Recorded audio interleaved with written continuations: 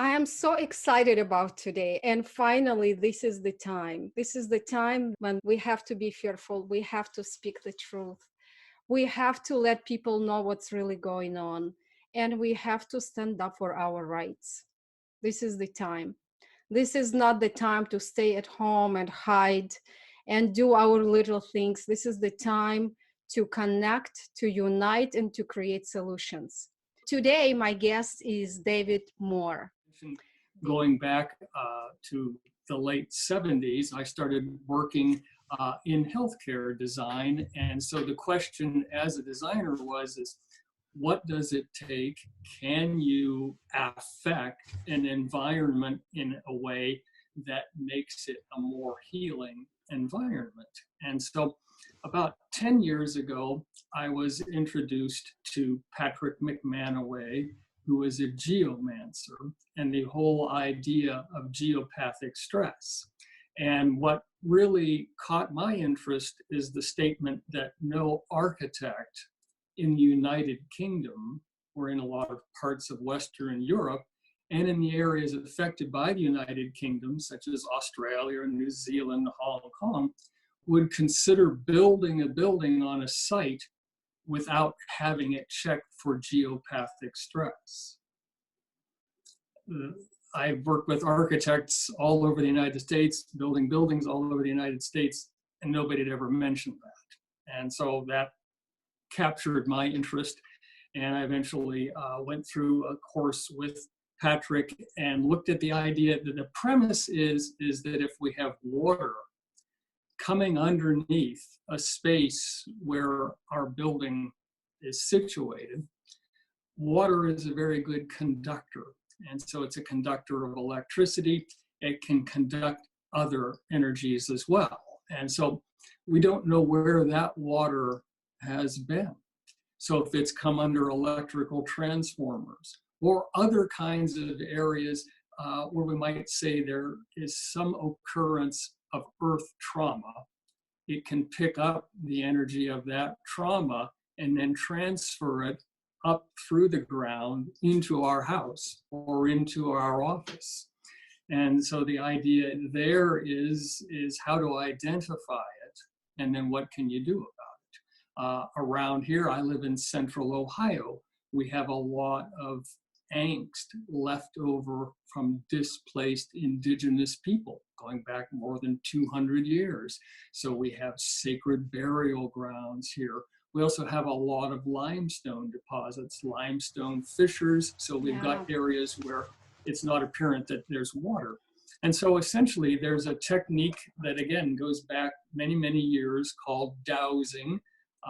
It's essentially looking at gathering information through applied kinesiology. So if you're familiar with dowsing, or you've ever used a crystal, or you've ever done muscle testing, those are all forms of applied kinesiology.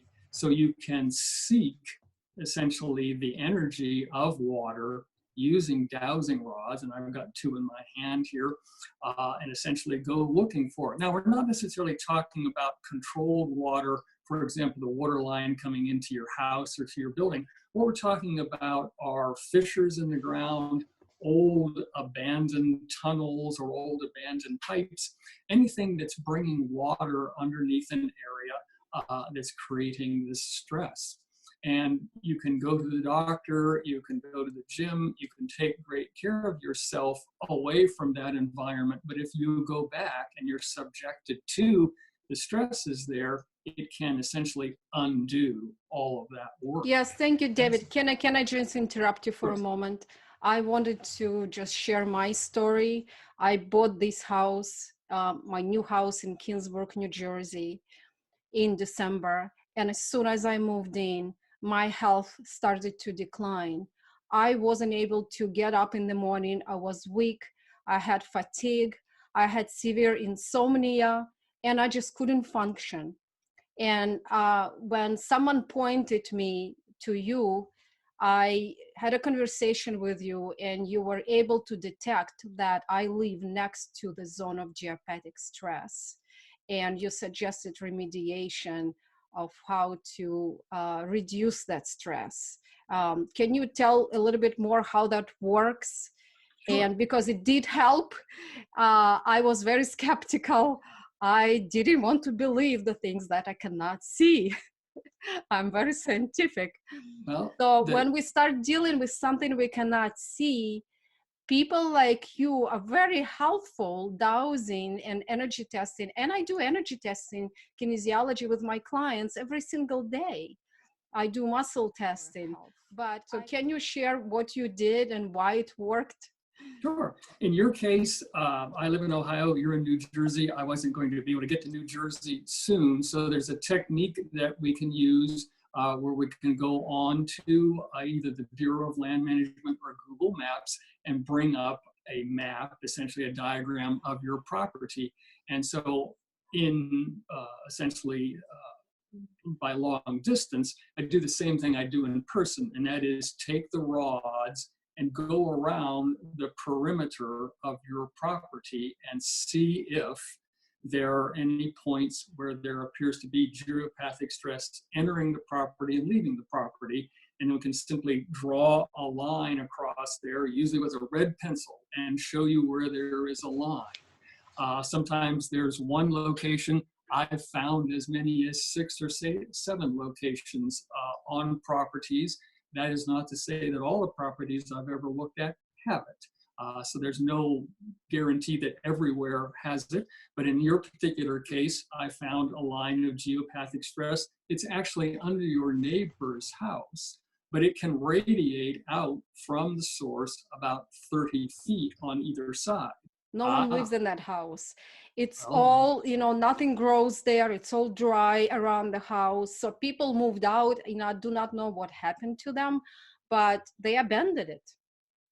well, and so it's there, and it's not surprising that it's not, because there is a point of geopathic stress directly below it.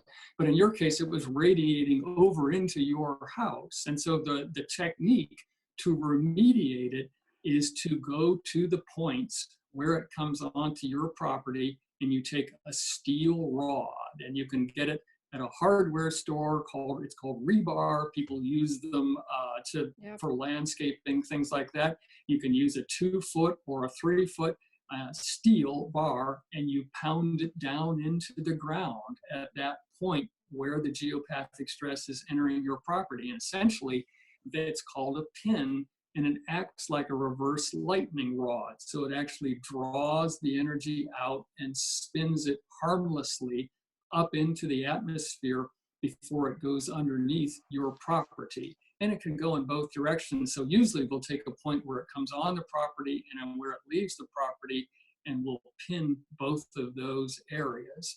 There are other caveats. Sometimes if it's very wide, we need to pin at the shores. Typically we pin in the center area. And so a steel rod at each point, the entry and the exit on the property, removes that stress from underneath your house or your property, and essentially takes away that stressor in your life. And the stressor can be a cause of insomnia, it can be a cause of heart palpitations, nervousness, anxiety, those kinds of things. And so, like I say, if I do it in person, I'll go around the perimeter with a set of rods. If I do it long distance, I'll go around the perimeter via a diagram and look for those spots. Mm-hmm. And it is as simple as that. It is a technique that goes back somewhere between 600 and 800 years. It hasn't been used as frequently, but farmers have used it for hundreds of years. And sometimes when you're traveling, you may see a farm and you'll see a stretch of land where crops don't seem to grow, or sometimes where there are barns. One of the barns, the animals are not as healthy there as they are. And typically it's a situation where geopathic stress has occurred or is occurring. Splits in the bottom of trees bending down, those kinds of conditions are very visual representations of geopathic stress. And the other, you mentioned the house next door. Sometimes you'll see store or a restaurant or some kind of a commercial building and wonder why a business is in there, but no business seems to stay there very long. Yeah. The businesses fail or they move on. Oftentimes it's because there's a stressor underneath that property. Mm-hmm. And you know how many people just build the houses here in United States, or they're all over the globe, I guess, and they don't even check if it's a healthy environment, if it's a traumatized water, as you mentioned, There's what which we call earth trauma. And earth so trauma. by example, say a place where there was a battlefield and there's still an energetic situation there of negativity. One of the reasons that this is more common in places, it started in, like I say, in Europe and the United Kingdom, is battlefields were found to be places where energy collected. And so again, water passing underneath will pick up some of that and become a stressor. In the built environment, we have transmission stations where we've got transformers and things. That also can be an area where there's a negative energy. The water coming in there will pick it up. Cemeteries sometimes, or sacred grounds of sometimes, where the water's coming in, it'll pick up the energy from there, and then it's radiating it along, and it's radiating it back up to you. So if you can picture, you wouldn't go searching for a house next to an electrical transformer station. You wouldn't necessarily be in a hurry to buy a house next to a cemetery. You wouldn't necessarily want to buy a house where they say, well, that's where the giant battle took place, of the Civil War or something like that. You'd say, well, just through logic, you'd say, well, maybe that's not where I want to live, the energy of that.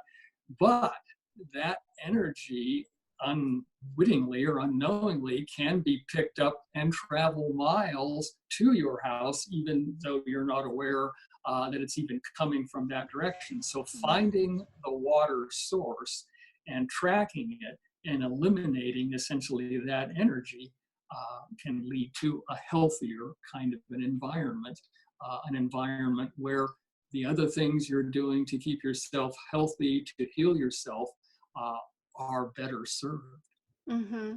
And I'm glad you brought up the electromagnetic, because this is the topic that I would like to explore a little more. So we're talking about multiple stressors that human beings are under right now. We have geopathic stress that you mentioned how that works. You described it really well.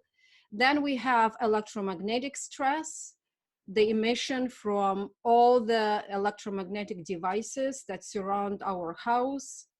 Then we have chemical stress, so stress that comes from the genetically modified food and processed food that we eat. Then we have emotional stress, which is very common in these days, the stress that comes from fear, grief, worry, negative emotions. They generate a lot of disturbances in our body on the cellular level. It affects our body on the level of chemistry.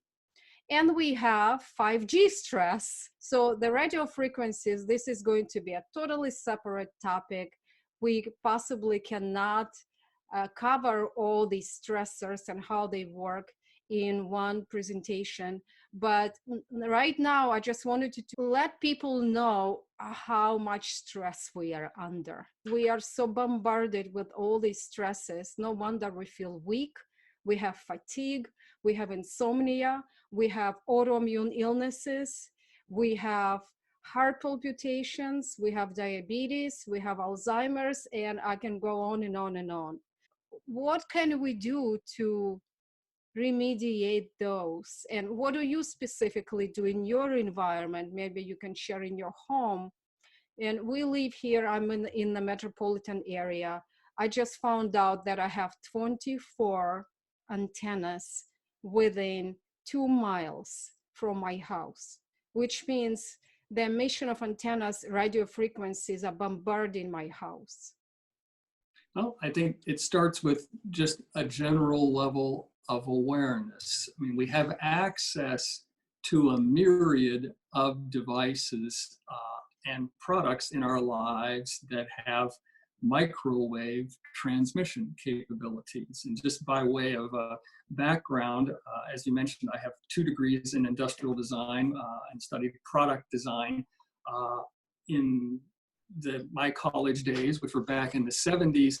I used to work for the department store at Christmas time delivering packages. And in 1975, the department store was where you went to buy your appliances. We were selling microwave ovens. And they were the newest technology at the time. Remember, laptop computers, cellular phones weren't there yet. So from a product design standpoint, we were madly fascinated. So I was delivering these giant packages all over the holidays of these radar ranges to people. And it was just the rage at that time. So I went back to classes in January then of 1976. And so we had a visiting lecturer from one of the companies that made microwave ovens. So again, the fanciest technology you had in your pocket was a Texas Instrument calculator, remember, in those days. And so even the idea of, this new technology and controls were a big deal in the 70s. And so this designer came in and was talking about how they, designing this new technology and the controls and things. And so we're fascinated by this story. And then at the end, he goes, I need to let you know that as designers and as people working in the newest technology, be aware of the consequences of the effects of the technology, because our design group and our engineering group at the company that made microwave ovens are all sterile. We did not know that microwave transmissions would affect the sterility of human beings. And so they had been working around unshielded Coltron tubes. And so as a consequence of their participation, so make a statement like that to a class of 20-ish-year-old design students, and it makes a very, very strong impression. I mean, it seared that notion into my mind. And so ever thereafter, I thought, this microwave stuff is worth being aware of.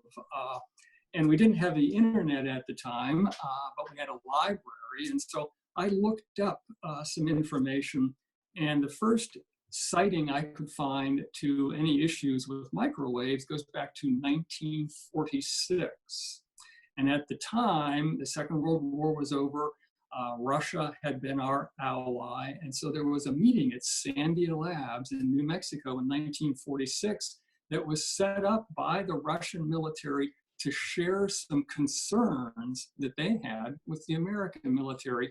And it involved radar installations. Radar was new and heavily used in the Second World War in its microwave transmissions.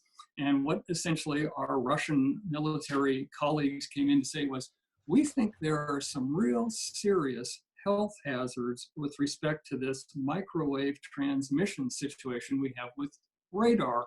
We're finding that our operators are experiencing unusual bleeding, they're developing tumors, skin rashes, some of them are developing heart palpitations and nervousness. And so we're going to build our radar domes in one location and have the people who work on the radar some distance away. We don't want them sitting together, and we just wanted to share with, what do you guys think, basically? And the Americans said, thanks for stopping by.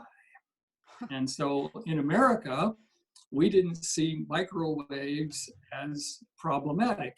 However, in Russia, our colleagues went back, and until the Iron Curtain rusted open, in effect, in 1989, microwaves were illegal in the 60s and 70s in Russia. They were considered too dangerous simply to build and to have available. And so we had very, very differing philosophical approaches. Well, I can tell you, David, that I'm from Russia. I was born in 1969. We never had a microwave in my house until I immigrated to the United States in this beautiful apartment, and it was embedded microwave into the wall, and I was super excited, but we never had them. And we never questioned why we never had them. We used the stove, we used the fire, and that was it. Well, and microwave ovens, sort of, like I said, they became popular here in the early 70s. The laws that govern the amount of microwave radiation that can leak from a microwave oven still date to about 1971. It's never been updated. So in terms of what do, I try to avoid situations where microwave transmissions are a major part of my life. So I use a corded telephone when I can. I do not use the cellular telephone. I do not use a cordless telephone. I use a corded telephone when I can. I use a corded computer, and it is corded to my printer. So I don't have a wireless mouse. I don't have a wireless keyboard. I don't use Wi-Fi in my home. I have a router that does not contain Wi-Fi. So those are some fundamental things that I do. I also try to shield myself. We have things called smart meters now that have been put onto our homes and our apartment buildings and our commercial buildings. I have a device to remediate electromagnetic radiation in my house, because even if I told the electric company not to put a smart meter on my home, which you can do, my neighbors 40 feet away or 20 feet away do, and so I'm still going to have that environment. And understand, a smart meter is essentially a cellular telephone that you have no control over. It's gathering the information about the electrical usage in your property, and then periodically transmits it to a central source. I read that sometimes transmissions are very frequent, up to 1,000 times per day. Correct. So it means you're being radiated from those devices up to 1,000 times a day, because they transmit information through the Wi-Fi towers to the carrier. Exactly. And in some cases, properties that are a little bit higher, say on a street, gather for 8 other houses, and then they become. So even if your house is only periodically transmitting, some houses are broadcasting continuously. Well, it's a terrible problem if you have an apartment or condominium building where you've got a whole wall of these things, and then the other side of it is someone's bedroom. The last thing you want to do is have the head of your bed on the same wall as either your electric meter or your smart meter.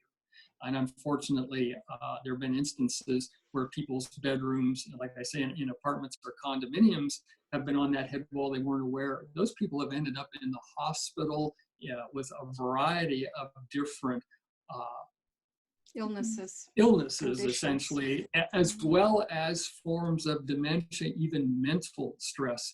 So if you can, just start with the basics. If you can, use a corded phone, use a corded computer. It's harder to find those things, but if we, as a group of purchasers, ask for it, it'll stay in the market. Right now, if you walk into a Walmart or a Best Buy and ask for a corded phone, they look at you suspiciously, like you've come in and asked for the illegal activity or something. But it's very important to avoid those moments. I had somebody come in and say, I've got headaches, and I said, well, what are you doing? They said, well, I don't know. And I said, they said, well, I use, my cellular telephone as my alarm clock. Do not sleep with your cellular telephone next to your head. If you need to have it, put it in the next room, or ideally 2 rooms away. Go out and buy a $10 alarm clock with a battery in it. Don't use your cellular phone for those guys. Don't keep it next to your head. If you've got an instant on television, which all televisions are in your bedroom, unplug it, move it. Keep electrical devices anywhere from 3 to 6 feet away or further from your bed. You're dealing with a situation, again, where the electromagnetic radiation is a stressor to all parts of our body. It goes very deeply into our cellular structure. And there have been cases, the first cases of the effects of electrical energy on people from a health hazard are first documented in the American Civil War. The Union Army strung temporary telegraph cables into all the camps so they could communicate with Washington. It's the first time where we had widespread conditions of essentially a kind of hysteria and heart palpitations in soldiers. Now, clearly wars will create stressors and people have become wigged out in battles, but the percentage and the widespread cause in the mid-1860s on the Union Army, but not on the Confederate Army, can be traced to the first time we had electrical wires hung over the heads of people sleeping in camps. And it just got worse from there.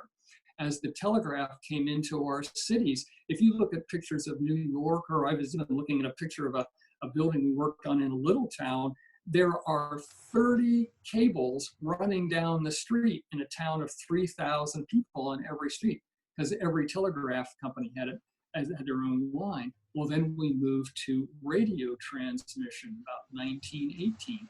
That's the first time we had something we can trace as a significant worldwide pandemic. When radar went worldwide in the 50s and 60s, we can trace another pandemic.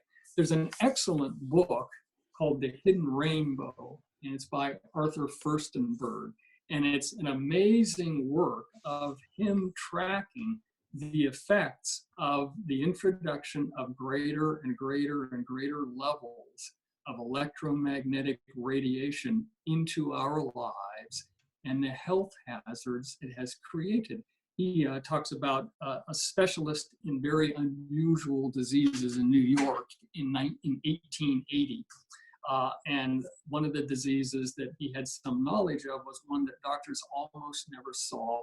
And it was called a condition called diabetes, the diabetic condition. Doctors saw it maybe once or twice in a career 140 years ago. One of the first people to come to him suffering from the condition was an inventor who spent a lot of time around electricity named Thomas Edison. Very unusual disease. Not long after that, someone else came to him, still suffering from the same symptoms. It was a linguist from Scotland named Alexander Graham Bell, who'd been working on the telephone.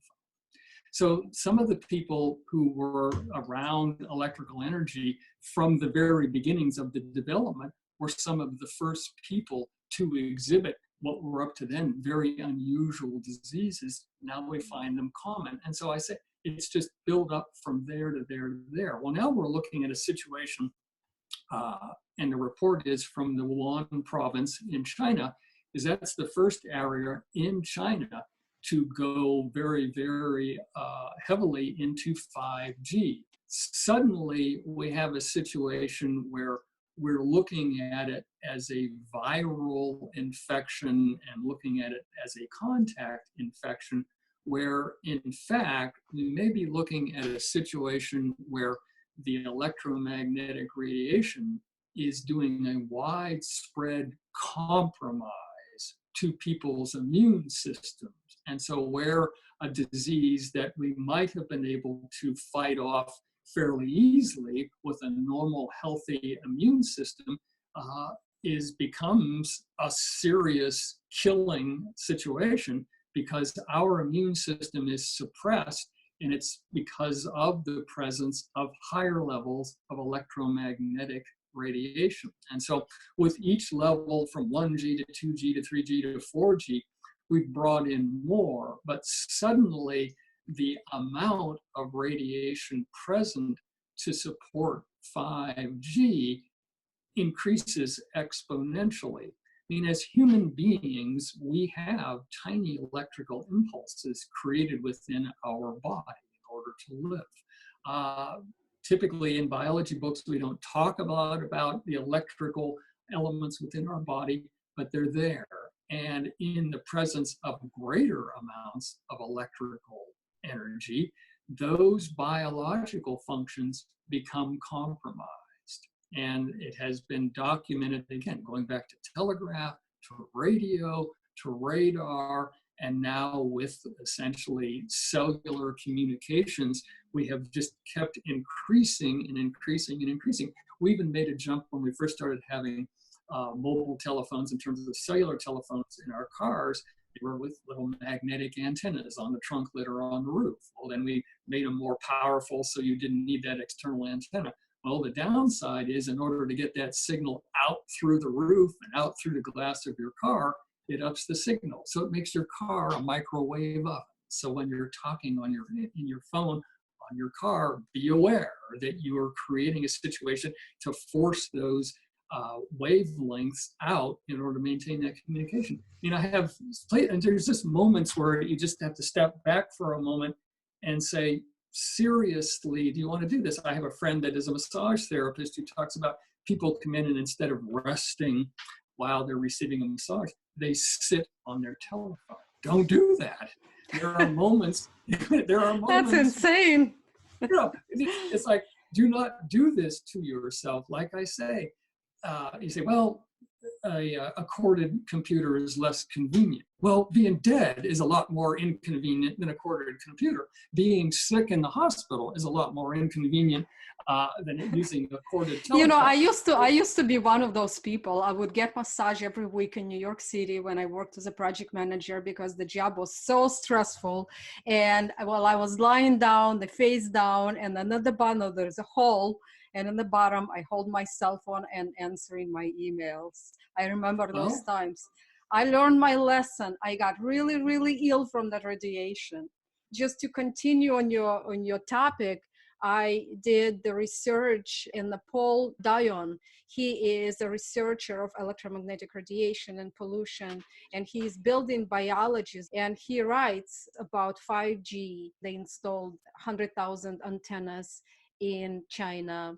And while the following rollout of 5G, he has tracked numerous signs of the biological effects on humans. For example, he outlined increased neuropsychiatric effects, which is the mental illnesses, depression, anxiety, cardiac effect. What is cardiac effect? Heart attacks. Exactly. So every time you have a heart palpitations, the heart is working harder because 5G technology is radiating the soft tissues of your body.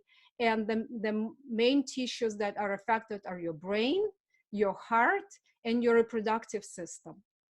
And electromagnetic hypersensitivity, you become sensitive to electricity. You start developing anxiety or depression. We're already starting to see that adverse effects of 5G technology, and we're allowing this to happen.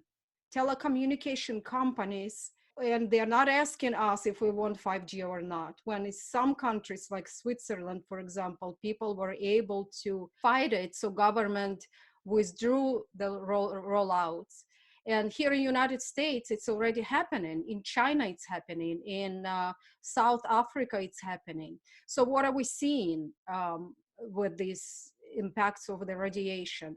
Increased insomnia, increased headaches, inability to concentrate, fatigue, increased electromagnetic hypersensitivity, increased cardiac arrhythmia. That's what when you have heart palpitations. My clients tell me this after rolling out the 5G, and I experienced it on my own in December of last year. I started having heart palpitations. I couldn't figure out what's going on with me. So those are the impacts. If you're listening and you are trying to find the reasons why you're getting so sick, why you cannot recover, why you're eating right foods and you're on a gluten-free diet and doing all the right things and exercising, and you're not getting better, don't underestimate these invisible waves that literally they're frying your body, they're frying your brain. And thank you, David, for sharing the history. Younger generation, they don't really know. They were born into this technology. They were born into the homes where they had radiation and electromagnetic fields and microwaves, and they're using phones. And these new kids, they were born, and 2-year-old is sitting with a phone and playing the games on the phone. So the younger generation, they don't believe that this is an issue. They do not consider this as a health hazard. As long as you are in this biological form, you're a human, you have to take these things into consideration and you have to protect yourself. Absolutely. There's a classic study going back to 2004. So we're going to go back 15 years. And I'm sure well-meaning and well-intended people started making it possible for the cellular telephone people to put cellular antennas on top of the fire stations or in the parking lots of fire stations in California. And it made for an interesting study because firefighters as a whole are healthy. They take good care of themselves. They also work on a particular schedule that makes it easy to kind of study their exposure to and then time away from, because they work 24 hours at the fire station, then they're off 48.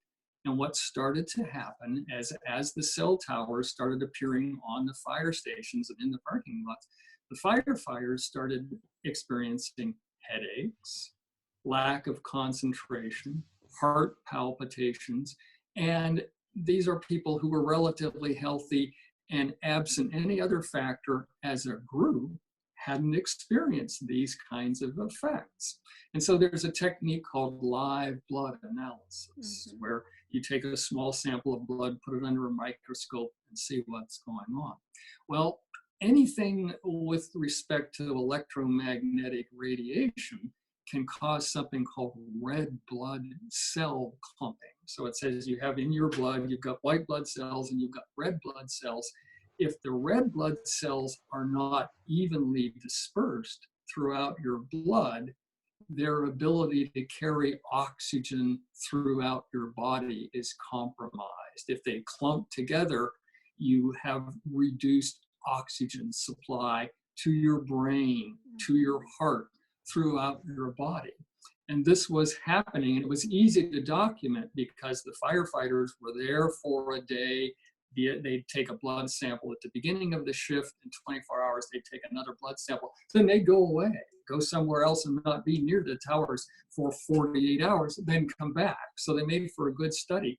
The result was an injunction by the International Firefighters Union that eventually made it into the legislature in California, and a bill was passed to ban the installation of cellular towers on or near fire stations based on the health issues that were reported by firefighters. I mean, what they were saying is their ability to concentrate and their energy levels were compromised. And I'm thinking, the last person that I want going, now what was that address again? Is the person driving the fire truck to come to your house if it's on fire, or the person driving the ambulance coming to get you? That's the last person I want going, I'm feeling kind of confused these days. And it's like, kind of thing. So well, they don't have a problem installing these towers around residential area. Oh, yeah, no problem. As I said, I have 24 towers,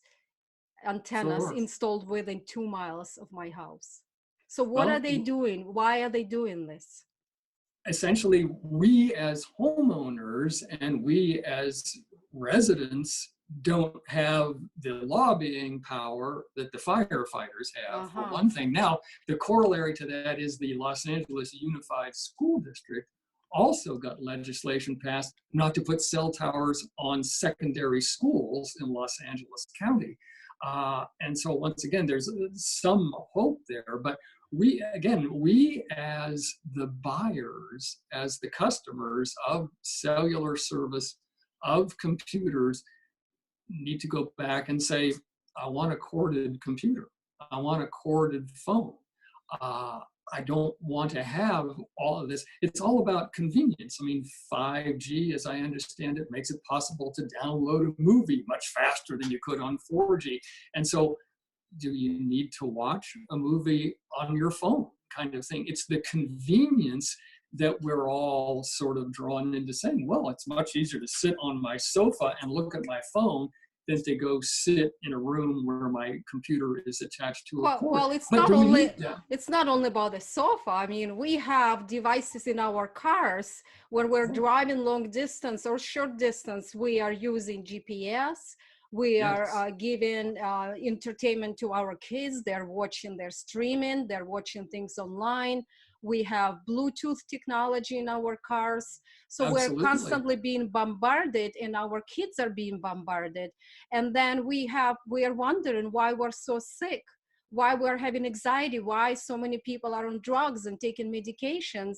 And by the way, pharmaceutical companies are happy to have more customers. They are Oh, thrilled to absolutely. give you more drugs. They want you to come and ask for more.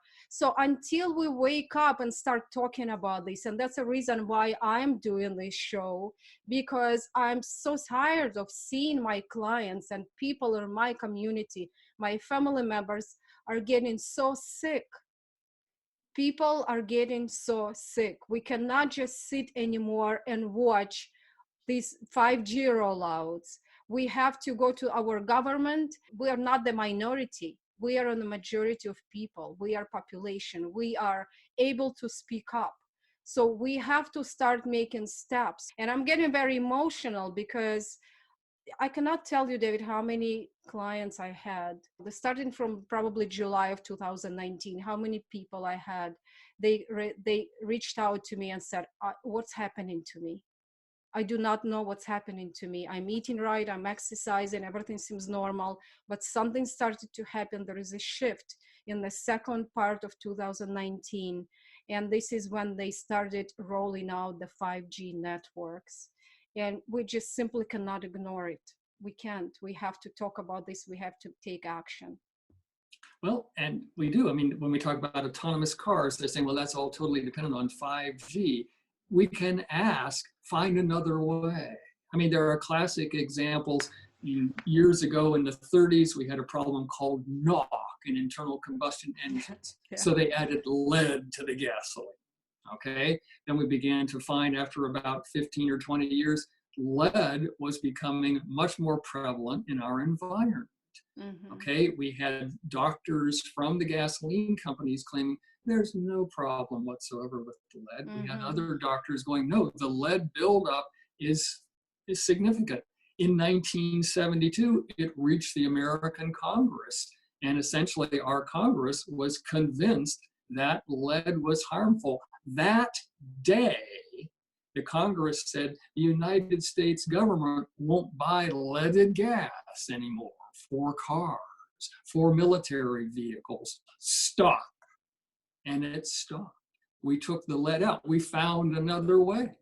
Cars haven't suffered in performance with no lead in the gasoline. So it's not like we don't have the wherewithal and the technical capabilities to find other ways to provide services that are not killing us. It's simply we, as the recipients and the buyers of that service, can say, no, stop. I do not want you to kill me anymore. That was the case with lead in gasoline. And as I said, it made it to the Congress, and Congress said, hey, this is truly an issue. So look at it from that standpoint. Gathering together the latest technology is not being kind to yourself. It is not being kind to your family. It is not being kind to your coworkers. It is simply setting up circumstances for severe, debilitating illness. And we, as the people who are going to pay the bill each month for these services, can choose to stop. And we can choose to demand that other technologies be found that are not harmful. And in the meantime, we can use technologies that we're more familiar with, like I say, corded devices, and just do simple things like if you've got a problem sleeping, move the tech out of your bedroom. I mean, I've heard someone saying, well, they had this client that came in and had insomnia, and so in order to combat insomnia, they play solitaire on their laptop in bed. Do not do that. That's not the answer. Don't sit on your phone in bed at night if you can't sleep, because it's what's causing the sleep problem in the first place. Turn off the electrical service to your bedroom. There's another subject, which would be a whole nother discussion, of dirty electricity that's in our environment. Our electrical wires are just below head levels of where our head is. If you're having trouble, try going over and turning the breaker off to your bedroom. Yeah, it's inconvenient. You have to put a flashlight on your nightstand, and you have to plug your cellular phone in some other room. But if you quiet the electrical energy and the electromagnetic energy in your bedroom, you can create a quieter environment. I actually started switching my entire house off. So all electricity in the whole house is off. I wasn't able to sleep. Now I can sleep 7 hours straight without interruption, and I do not have heart palpitation. The other thing that I have protective shielding glasses. This is the clip that you put on your glasses, right? Like that. Yes. So I have, this is one clip that I have for the daylight, and I have another one for a night light. So this protects you from electromagnetic radiation. When you're working on your laptop, do not put your laptop on your lap. Correct. Use some kind of cushion, or I wanted to show you the fabric, this fabric that I have, right? So this fabric, it's a protecting shield. It's made from metal silver thread. And you can simply, when you work on your laptop or your computer, you simply put it on your lap to protect your body. And they discovered that men who used to put their laptop on their lap, they have 95% lower sperm count, which means their reproductive system is being affected only after 3 hours of working on the laptop on their lap. So put your laptops actually, they're not meant to be on your lap. Originally, they were designed, they used to be very big. People used to put them on top of their desks. I utilize these 3 simple principles after reading Dr. Mercola's book, and I suggest everyone to read this book. This is a brand new book written by Dr. Mercola. He writes about dangers of electromagnetic radiation, EMFD. And he writes in this book, there are 3 things you can do to protect yourself from radiation. Distance is number 1 thing. Distance yourself from electric devices at least 3 feet. So if you have your cell phone, the second is time. Limit the time of using the cell phone and electromagnetic devices. And if you are not using your cell phone, turn it off, put it on the airplane mode, or turn it off completely. Several studies suggest that even if your phone is on airplane mode, it's still emitting radiation. Shield yourself from these devices. This is not something that is difficult to do. You can use aluminum foil, very simple and cheap solution. Take the piece of aluminum foil and wrap your modem and router with aluminum foil, and that would block radio frequencies. We will come up with more solutions. I will be exploring this topic in depth.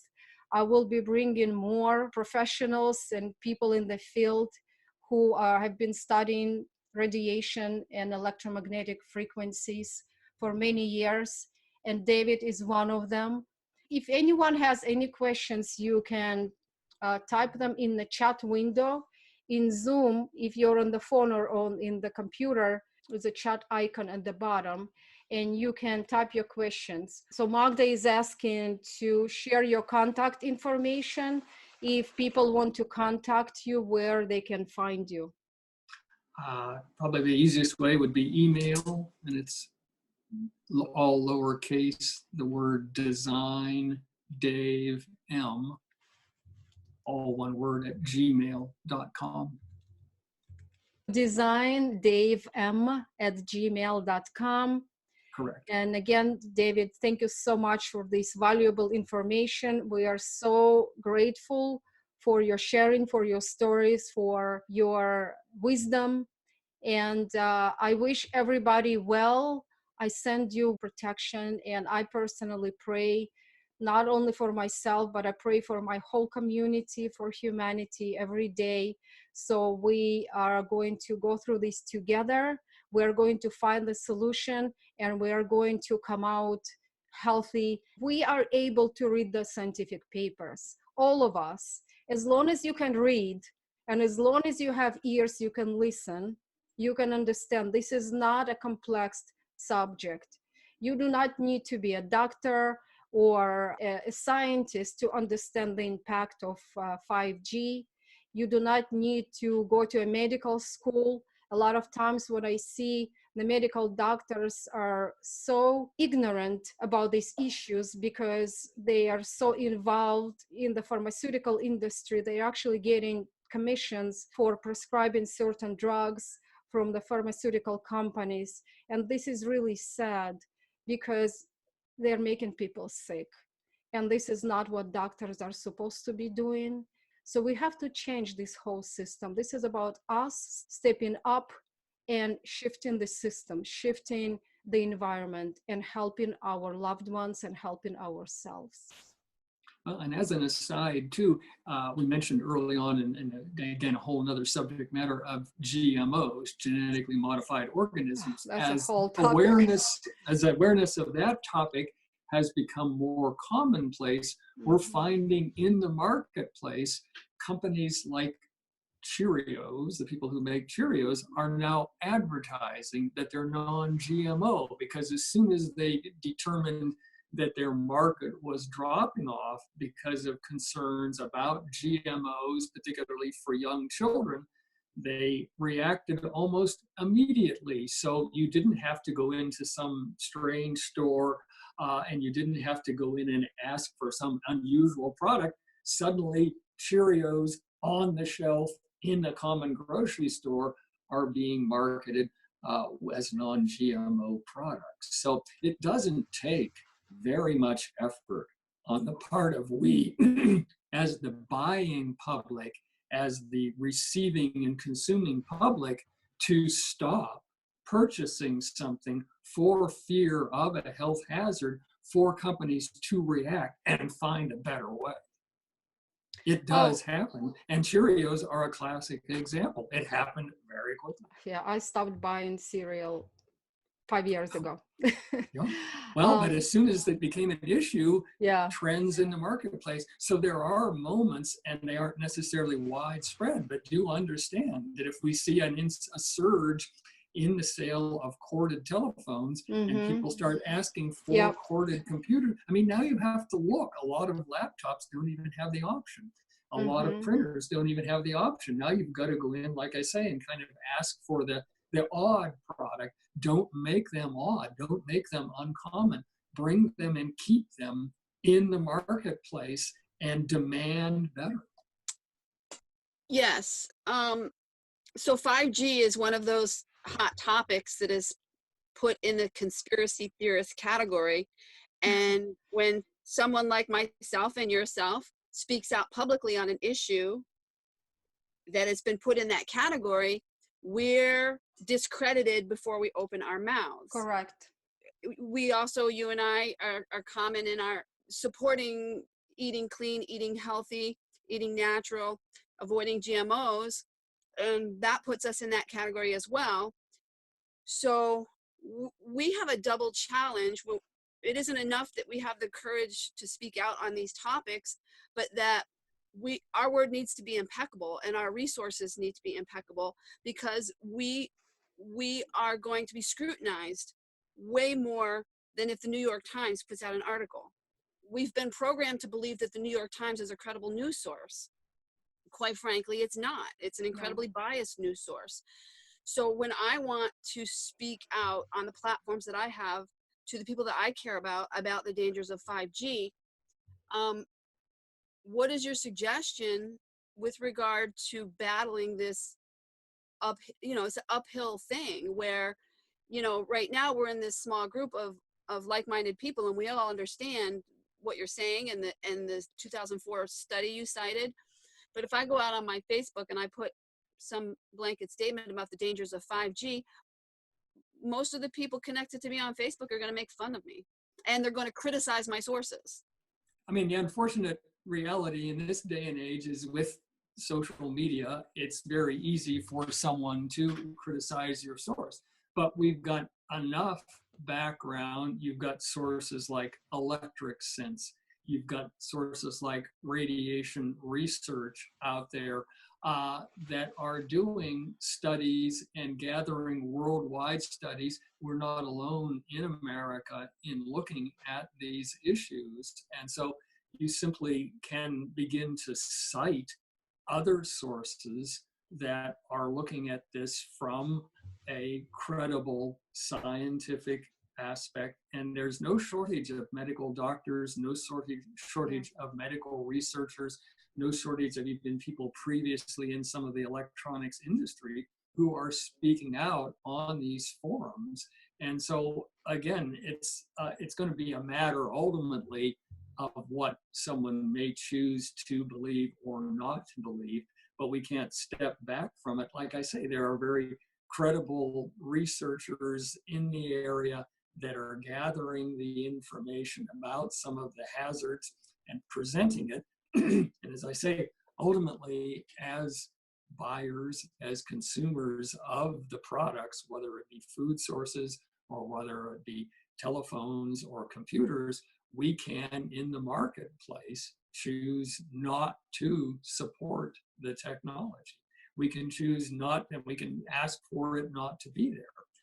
And like I say, it's a matter of deciding, are you going to stick with, what is considered a somewhat inconvenient type situation? There's going to be people who, won't listen to us, but there's a greater and greater awareness. And I would cite some of the GMO issues. I mean, it's not across the board, but we're seeing more mothers, we're seeing more families concerned about it, to the point where, like I say, there have been inroads in the marketplace where some of the non-GMO concerns have become fairly mainstream, Cheerios being an example. Whereas 5, 6, 7 years ago, you had to go into, a health food store, which always begs the question, okay, what's in those other food stores kind of thing, to find anything that was non-GMO. But now you can walk into the grocery store. So there are moments where we simply look at this and say, it is a concern. We have some people, in legislative bodies who are concerned about 5G that are standing up and saying it hasn't been proven safe. And certainly you can cite other countries, other parts of the world where there are these concerns. As we're talking about today, Switzerland has called a moratorium on 5G. They're not stupid, and they're not a backward country. They're a very advanced country and very concerned. What's up with that? If they're calling a moratorium on it, why wouldn't we want to be aware of that? I mean, again, going back to the example of GMOs, we're one of the last countries in the world to find them acceptable. Europe won't buy our wheat. Mexico won't buy a lot of our farm products because of concerns about GMO. So we're one of the last countries where we still consider it acceptable. A lot of the rest of the thinking and organized world, and even some of the less aware world, are simply saying no to that. So we can, as a group, begin to say no, and it starts at the beginning. Yeah, there's always going to be somebody else that'll throw up some study, because there's plenty of people that are willing to stand up for the industry and say, well, but if we're looking at hard facts and hard data being presented, it's there, and all you can do is present it to people. And I don't think social media is a proper vehicle of sharing this information, like Facebook and Instagram. Our posts are being filtered. So there are robots that are filtering our posts, and they remove certain posts that interfere with their agendas. They really don't want people to know about these issues. They don't want us to be aware and know the truth. Someone just asked the question, how do you locate nearby cell towers? Best credible sources. The website is antennasearch.com. So antennasearch.com. The website is going to ask you for a zip code or a city, and when you enter your zip code in the city, that's how you can search for towers and antennas in your area. The other question is, can we complete a list of articles from reputable sources and content to influential people and start a prayer healing circle to protect humanity? Let's unite all people who are onboarding to start a movement and start to get top influencers on board that can educate the masses. I love the idea of praying. I belong to a holistic business association, and we have light workers and psychics and angelic healers. And what we do is we pray for humanity every single day. We pray, we bring light, we put humans in the bubble of light, and we ask the light to protect us from impact of the electromagnetic radiation and all the negative impact, all the negative stresses. So we do that every day. I specifically do that every day. And I would love to do something like that because I know the power of prayer. I know the power of collective consciousness. Michelle, reach out to me. I'm going to put my number in the chat. This is my cell number. We can organize something like that. And from another, I mean, I come from a sort of a nuts and bolts background as an industrial designer. Take a look at the tobacco industry because the electromagnetic radiation issues have been likened to the smoking situation. And so if you look at concerns about health that started to show up in the 40s and 50s, the tobacco industry mounted a campaign of sort of not necessarily disinformation, but to create doubt. And it's well documented now in business journals of how they went about creating doubt. And the same techniques are used now with respect to electromagnetic radiation. Well, in 1964, the Surgeon General stood up in front of the United States and said smoking is hazardous. They started putting that warning on packages of cigarettes. Eventually, we started seeing advertising for cigarettes banned from television. We started seeing non-smoking areas in public spaces. Then we started seeing no smoking areas in public spaces. We started seeing smoking and non-smoking sections in airplanes. Now we have no smoking on airplanes. So it has taken a while. It has taken 50 years to bring it about. But in the first 20 years, from 1964 to 1984, we saw the advent of a lot of the bans on advertising, the cognition in public spaces of no smoking. And since then, it has increased. And that's simply by bringing about public awareness and essentially reducing the demand for the product. So it's not to say that we don't have historical precedent where a particular hazard that has been commonplace has been found to be unhealthy, and steps have been taken at a variety of different levels to reduce the exposure to it. It has worked. You can simply look at the issue of smoking. And as I say, go back to 1964, Surgeon General, go back to 1949 when the AMA fired its president for having too many contracts with the tobacco industry. And it was not immediate, but now in this time period, it is much more clearly understood that it is a health hazard. More people avoid it than accept it. And so we've brought about a change. It can happen.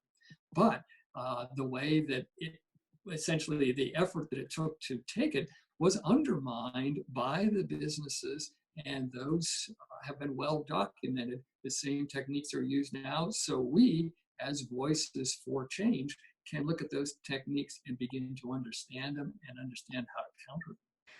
We are running out of time. I actually have a client in 5 minutes. All right. So thank you so much for you to be here. My dream was to have a community of conscious individuals to be able to care for our health, to protect ourselves. If you need to contact me directly, my number is 732-623-9846, and my email address is info@healingglobe.com. My website is healingglobe.com. My name is Irina Marianchik, and I'm currently working on creating a new domain and website specifically for 5G related issues. Thank you all. Thank you so much, David. Thank you for your wisdom, and I wish you well. I send you love, and I'm praying for all of us. Thank you. Namaste.